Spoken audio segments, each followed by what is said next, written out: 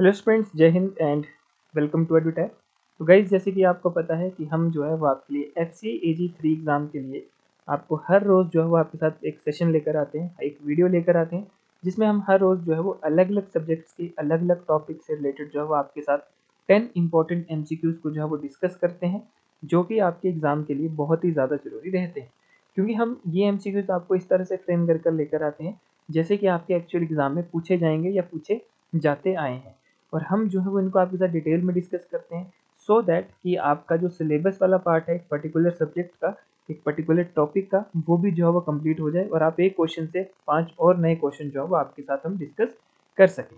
तो इसलिए जो है वो हम यहाँ पे आपके लिए जो ये एग्ज़ाम है आपका FCAG 3 का, इसके लिए डेली जो है वो आपके लिए ये नए नए सेशंस, नई नई वीडियोज़ जो है वो अलग अलग सब्जेक्ट्स के ऊपर लेकर आते हैं। और जैसे कि आपने लास्ट वीक आपने हिस्ट्री की वीडियो में देखा था, हमने वैदिक पीरियड का फर्स्ट पार्ट जो है वो डिस्कस करा था, यानी कि हमने फर्स्ट पार्ट के 10 इंपॉर्टेंट MCQs को डिस्कस करा था। उसी को ही आज उसी सीरीज को कंटिन्यू करते हुए आज हम वैदिक पीरियड का सेकंड पार्ट जो है, यानी कि अनदर 10 इंपॉर्टेंट क्वेश्चंस को जो है वो आपके साथ डिस्कस करेंगे। क्योंकि आपको पता है कि ये जो वैदिक पीरियड वाला टॉपिक है ये एंशियंट हिस्ट्री का बहुत ही ज़्यादा इंपॉर्टेंट पार्ट जो है वो रहता है, और आपके एग्जाम में जो है वो यहाँ से क्वेश्चन जनरली पूछा जाता है। तो यहाँ पे हम जो है वो हर एक जो आपका टॉपिक है वैदिक पीरियड का, जो कंसेप्ट है, जो भी आपकी हिस्ट्री है इससे रिलेटेड, उसको हम कंप्लीट करेंगे MCQs के माध्यम से। तो आप यहाँ पे हमारे साथ बने रहें, और आप चाहते हैं कि आपका कोई भी सेशन किसी भी सब्जेक्ट्स का, किसी भी टॉपिक का मिस ना हो, तो आप हमारा ये यूट्यूब चैनल भी सब्सक्राइब कर सकते हैं। और अगर आप चाहते हैं कि आपको हर एक सेशन की PDF जो है वो आप तक प्रोवाइड की जाए, आपको जो है वो मिले, तो उसके लिए आपको हमारा टेलीग्राम चैनल ज्वाइन करना पड़ेगा। क्योंकि हम हर एक सेशन की जो PDF है वो हम अपने टेलीग्राम चैनल पर सेम टाइम पर जो है वो शेयर कर देते हैं। बाकी आपको कोई क्वेरी है तो आप गिवन नंबर पर कॉल कर सकते हैं और अपनी क्वेरी को रिजॉल्व करवा सकते हैं। तो गाइज, जैसे कि अगर मैं आपको बता दूं, जो हमारा ये फ्री यूट्यूब सीरीज़ का शेड्यूल है जो आपके FCAG 3 एग्ज़ाम के लिए, वो हमारा मंडे टू फ्राइडे रहता है। हर रोज़ दोपहर 2 बजे आपको ये सेशन जो है वो मिलता है। अलग अलग टीचर्स, अलग अलग सब्जेक्ट्स, अलग अलग टॉपिक के साथ जो है वो आपको ये कंसेप्ट डिटेल वीडियो जो है वो आप तक यहाँ पे पहुँचती है, जिसमें हम इंपॉर्टेंट क्वेश्चंस को डिस्कस करते हैं और डिटेल में जो है वो आपके साथ डिस्कस करते हैं। तो गाइज देखिए, अब जैसे कि आज की इस वीडियो में हम अनदर 10 क्वेश्चन जो है आपके हिस्ट्री के पार्ट से, यानी कि जो वैदिक पीरियड का पार्ट है आपके एंशियंट हिस्ट्री का, उसमें जो है वो डिस्कस करेंगे। तो आइए चलते हैं हम अपने फर्स्ट क्वेश्चन की तरफ। तो आज के सेशन का हमारा पहला क्वेश्चन है, which of the following reflects the shift from a tribal to a more territorial society in the later Vedic period.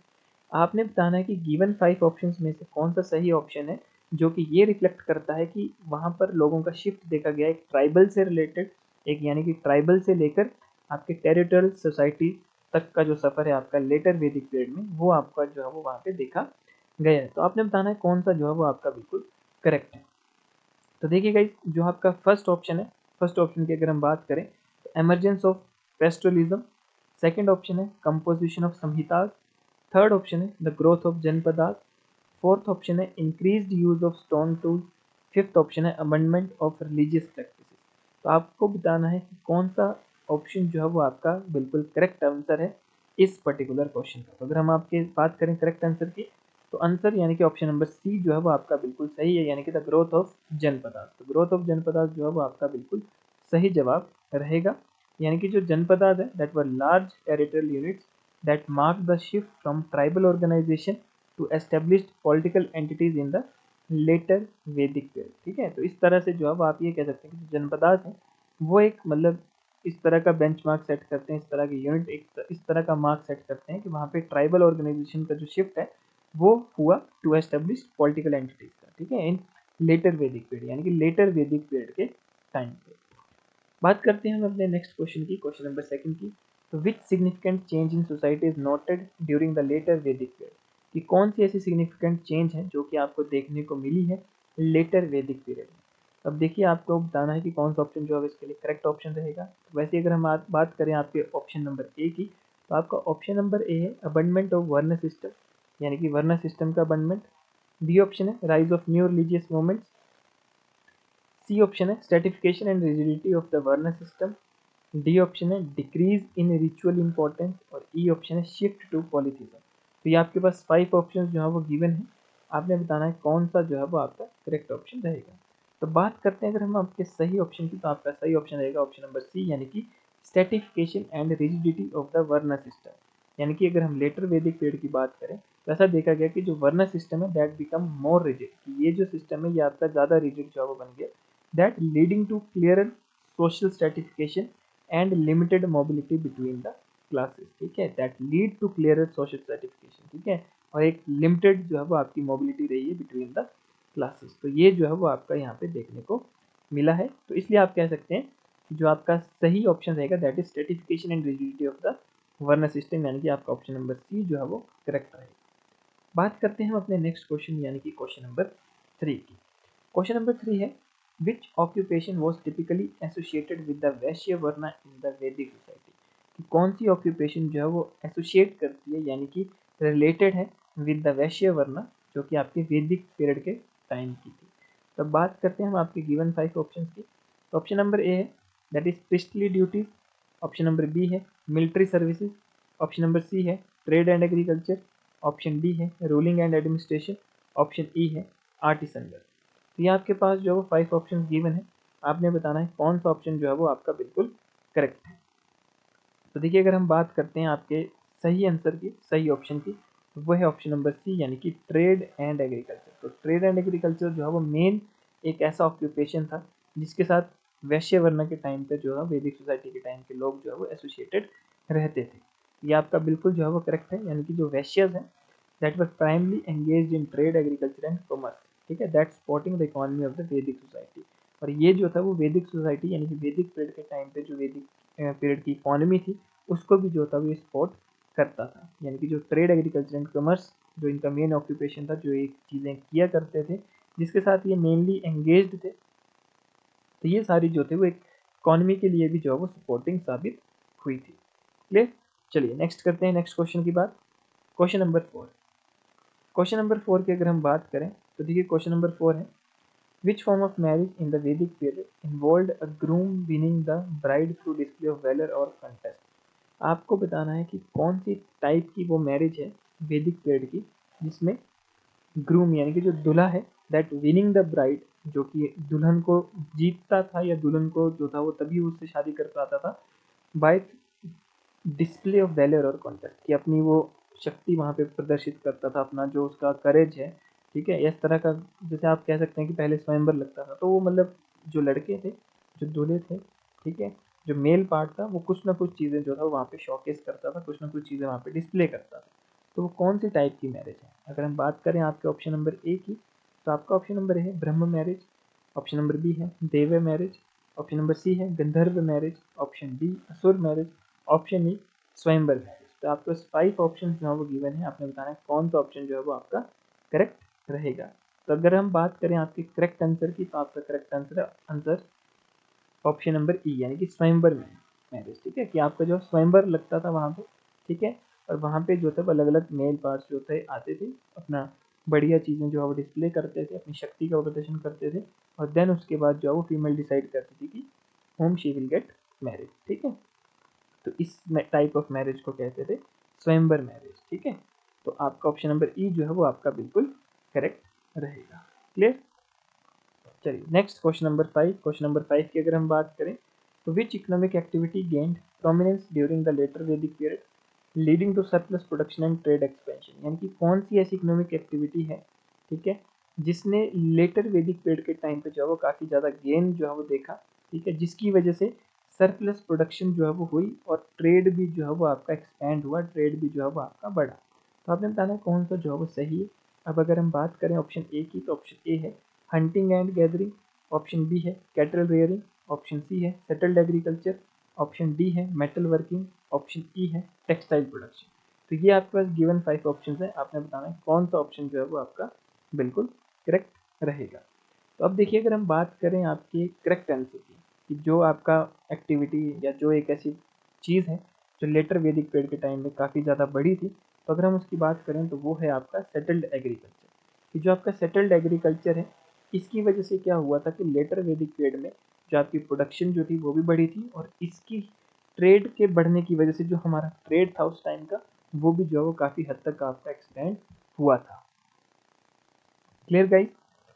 क्योंकि यहाँ पे देखिए जो सेटल्ड एग्रीकल्चर है, ठीक है, ये दैट बिकेम मोर प्रोमिनेंट, ठीक है, इन द लेटर वैदिक पीरियड, जिसकी वजह से आपका सोसाइटल ग्रोथ भी जो है वो देखने को मिली थी। क्लियर। चलिए next question, question number 6। Question number 6 है, which of the following statements best describe the position of women during the early वैदिक पीरियड, कि कौन सी ऐसी स्टेटमेंट जो है वो आपकी करेक्ट रहेगी या सही रहेगी या बेस्ट पॉसिबल आप बोल सकते हैं कि रहेगी, जो कि पोजीशन ऑफ वुमेन को रिफ्लेक्ट करता था अर्ली वैदिक पीरियड। यहाँ पे अब देखिए बात हो रही है अर्ली वैदिक पीरियड की, ना कि लेटर वैदिक पीरियड की। तो आपने बताना कि कौन सा ऑप्शन जो है वो इसके लिए बिल्कुल सुटेबल रहेगा या बेस्ट डिस्क्राइब जो ऑप्शन आपका करता है पोजीशन ऑफ वुमेन को इन द अर्ली वैदिक पीरियड, तो वो आपने बताना कौन सा सही है। अब बात करते हैं आपके गिवन ऑप्शंस की। आपका ऑप्शन नंबर ए है कि women were not allowed to participate in religious ceremonies. ठीक है, कि वुमेन्स को जो था वो रिलीजियस सेरेमनीज में पार्टिसिपेट करने का हक नहीं था। सेकंड अगर हम बात करें तो women had equal rights in education and could attend assemblies, कि वुमेन्स को जो है वो पढ़ने का भी जो है वो इक्वल राइट था। ठीक है, और वो असेंबलीज को भी जो है वो अटेंड कर सकती थी। थर्ड ऑप्शन है women were completely skilled and restricted to household work. ठीक है, कि वुमेन्स जो है मतलब हाउस होल्ड वर्क के लिए बिल्कुल रिस्ट्रिक्टेड थी, स्किल्ड थी। ऑप्शन डी की बात करें तो women could only perform duties as priestess. ठीक है, कि वुमेन जो है सिर्फ प्रिस्टेस की तरह ही अपनी ड्यूटीज को परफॉर्म कर सकती है।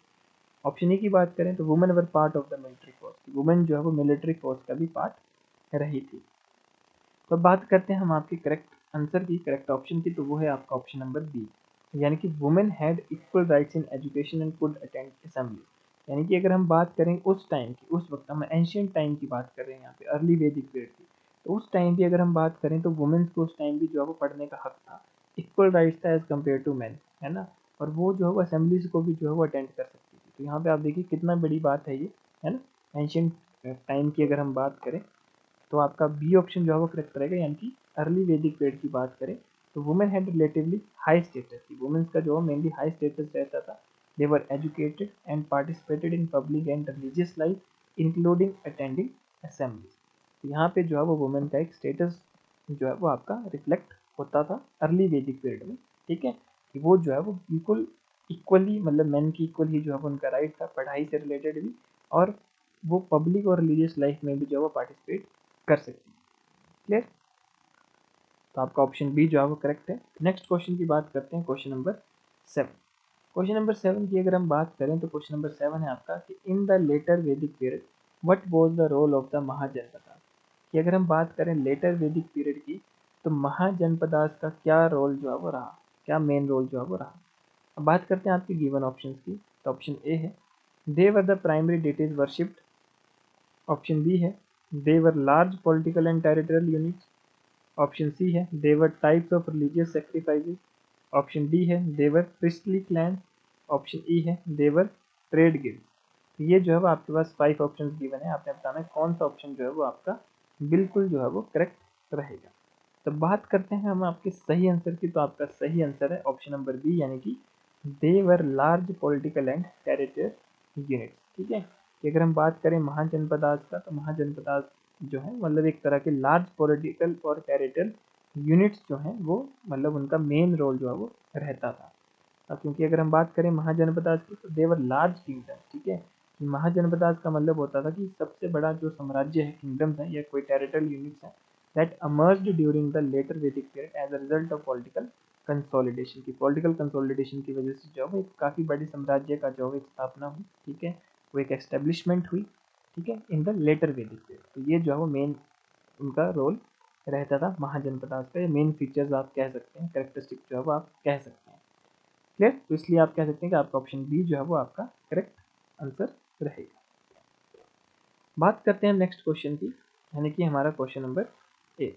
क्वेश्चन नंबर 8 है what was the primary purpose of the Rajasuya sacrifice performed by king during the later Vedic period. यानी कि जो राजस्व था, ठीक है, तो राजस्व का क्या मेन जो है वो पर्पस रहता था। ठीक है, सेक्रीफाइस जो था रहता था that is performed by Kings, जो कि एक ऐसा सेक्रीफाइस जो कि किंग्स यानी कि राजे परफॉर्म करते थे लेटर वैदिक पीरियड में। तो वो आपने बताना है कि कौन सा ऑप्शन जो है इसके लिए करेक्ट रहेगा। बात करते हैं सही आंसर की। तो ऑप्शन ए है टू अटेन स्पिरिचुअल लिबरेशन। कि स्पिरिचुअल लिबरेशन जो है वो मतलब अटेन करने के लिए, या to celebrate a royal wedding, कि रॉयल वेडिंग सेलिब्रेट करने के लिए, या to assert supreme political authority and kingship, कि जो है वो आप एक अपना पॉलिटिकल अथॉरिटी, एक सुप्रीम पॉलिटिकल अथॉरिटी को जो है वो असर्ट करने के लिए, किंगशिप असर्ट करने के लिए जो है वो ऐसा करते थे। या फिर to honour the god for agriculture prosperity, या ऑप्शन ई है to commemorate military victories, military victories को जो है वो कमेमोरेट करने के लिए। हम बात करते हैं आपके सही आंसर की, तो आपका सही आंसर है ऑप्शन नंबर सी, यानी कि to assert supreme political authority and kingship. ठीक है, कि जो राजस्व है that was a significant royal sacrifice that conducted to assert the king supremacy and establish his legitimacy as a ruler over a large territory. ठीक है, तो ये जो है वो मेन आपका पर्पस, यानी कि राजस्व या जो सेक्रीफाइस था उसका मेन रोल जो था that is the main purpose या प्राइमरी पर्पस जो है वो रहता था। तो इसलिए आपका ऑप्शन नंबर सी जो है वो करेक्ट ऑप्शन रहेगा। बात करते हैं क्वेश्चन नंबर 9, जो हमारा अगला क्वेश्चन है। क्वेश्चन नंबर 9 है, which factor contributed significantly to the transition from a tribal society to a more organized kingdom structure during the later Vedic period। कि कौन सा फैक्टर जो मेनली कंट्रीब्यूट करता है टू द ट्रांजिशन, किस चीज़ की transition, from a tribal society to more organised kingdom. ठीक है, during the later Vedic period. लगभग हमने ऑलरेडी ये डिस्कस भी किया था, लेकिन इसमें अब क्वेश्चन थोड़े अलग तरीके से पूछा गया है ना, तो आपने बताना है कौन सा सही है। अगर ऑप्शंस की बात करें, ऑप्शन है introduction of iron tool and weapon, option B है increase reliance on pastoralism, C है decrease in religious rituals, D है alliance with non Aryan tribes, E है shift to maritime trade. Last जब हमने इस तरह का क्वेश्चन पढ़ा था उसमें हमारे ऑप्शन डिफरेंट थे, अब यहाँ पे हमारे पास ऑप्शन डिफरेंट है। ठीक है, तो अब आपने बताना है कि इन हिसाब से कौन सा जो है बेस्ट पॉसिबल आंसर रहेगा। तो सही आंसर की अगर हम बात करें दैट इज ऑप्शन ए, यानी कि introduction of iron tools and weapons. कि अगर आप ये कह सकते हैं कि लेटर वैदिक पीरियड के टाइम पे वहाँ पे लोगों ने जो है वो आयरन टूल्स और वेपन्स का यूज़ करना भी शुरू कर दिया था, यानी कि उसको इंट्रोड्यूस कर दिया था। तो ये सबसे बड़ा फैक्टर, सबसे बड़ा जो एक आप बोल सकते हैं कि फीचर है इस चीज़ का, ट्रांजिशन फीचर है, तो ये आपने ज़रूर याद रखना है। ठीक है, कि कई बार आपसे क्वेश्चन ये भी पूछ लिया जाता है कि लेटर वैदिक पीरियड में ऐसी मेन चीज़ क्या थी। ठीक है, ये भी कि वहाँ पर जो है एक आयरन टूल और वेपन्स को इंट्रोड्यूस किया गया था। ठीक है, तो ये आपने जो है इसका याद रखना है, यानी कि use of iron tools and weapon allowed for improved agriculture productivity and stronger military capabilities. ठीक है, कि एग्रीकल्चर प्रोडक्टिविटी को भी और मिलिट्री को भी जो है वो कैपेबिलिटीज को भी स्ट्रॉन्ग करने के लिए जो है आयरन टूल्स और वेपन्स का यूज किया जाता था।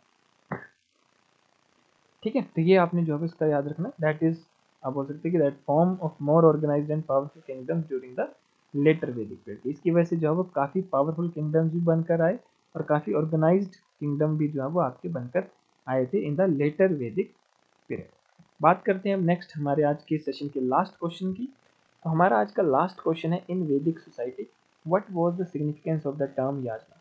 कि वैदिक सोसाइटी के हिसाब से अगर हम बात करें तो कौन सा जो है मेन सिग्निफिकेंस है जो आपकी टर्म है यज्ञ उसका। ठीक है, यज्ञ टर्म का जो मेन सिग्निफिकेंस है वो आपने बताना है। गिवन 5 ऑप्शन दिए हैं। ऑप्शन ए की अगर हम बात करें तो A type of prayer performed in solitude, B है the art of warfare, C है sacrificial ritual center to religious and social life, D है the construction of sacred temples, E है the ascetic lifestyle of sages. तो आपने बताना है कि कौन सा जो है वो मेन सिग्निफिकेंस है यज्ञ टर्म का। तो अगर सही आंसर की बात करें तो वो है आपका ऑप्शन नंबर सी, यानी कि sacrificial rituals central to religious and social life. यानी कि एक तरह का एक सेक्रीफिशियल रिचुअल है, ठीक है, that is central to its religious and social life. यज्ञ जो है वो दैट इज क्रुशियल इन वैदिक रिलीजियस एंड सोशल प्रैक्टिसेस। ठीक है, ये एक ऐसा सैक्रिफिशियल रिचुअल है जो कि काफ़ी क्रुशियल है वैदिक रिलीजियस और उसकी सोशल प्रैक्टिसेस से। कि ये जो रिचुअल है दैट वर बिलीव्ड टू मेन cosmic order and ensure prosperity and favour from the god. ठीक है, कि ये जो है मेनली एक आप बोल सकते हैं कि ऐसा माना जाता था कि इसकी वजह से क्या होता है कि मतलब एक तरह का हम जो है एक प्रोस्पेरिटी को इंश्योर कर रहे हैं। ठीक है, और जो हमने भगवान से जो कुछ फेवर जो है मतलब ले रहे हैं। ठीक है, इस तरह से जो है वो मतलब हम इंश्योर कर रहे हैं, यानी कि जैसे आप बोल सकते हैं कि भगवान से भी मन्नत मांगना है ना, तो वो सब चीज़ें जो है वो इसका पार्ट थी। तो यज्ञ जो है एक तरह का सेक्रीफिशियल रिचुअल है जिसमें आप किसी न किसी चीज़ के लिए मतलब किसी चीज़ को जो वो सेक्रीफाइस करते हैं। ठीक है, किसी की बलि देना या आप बोल सकते हैं बलि प्रथा जो होती थी है ना, या किसी चीज़ को सेक्रीफाइस करना, तो ये सारी चीज़ें जो है वो आपकी यज्ञ का ही पार्ट थी। क्लियर गाइज, तो ये थे आज के हमारे इंपॉर्टेंट क्वेश्चंस जिनको हमने आपके साथ डिस्कस किया।